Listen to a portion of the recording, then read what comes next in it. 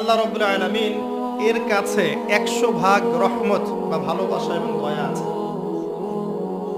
যার মধ্যে মাত্র এক ভাগ তিনি পুরো মহাবিশ্বে ছড়িয়ে দিয়েছেন। সমস্ত সৃষ্টির মধ্যে এই এক ভাগ ভালোবাসা বিরাজ করছে। এই এক ভাগের মধ্যে আছে বাবা মায়ের প্রতি ভালোবাসা, স্ত্রী সন্তানের প্রতি ভালোবাসা, আমাদের বাচ্চা কাচ্চাদের প্রতি ভালোবাসা, আত্মীয়তার হক, প্রতিবেশীর হক, দেশকে ভালোবাসা, আবেগ অনুভূতি সব এই এক ভাগের মধ্যে আছে। এই পুরো মহাবিশ্বে যত মহব্বত আছে এটা 1% মাত্র। আর এই এক ভাগ ভালোবাসার জন্য আমরা কি করছি সেটা আমরাই বুঝতে পারছি।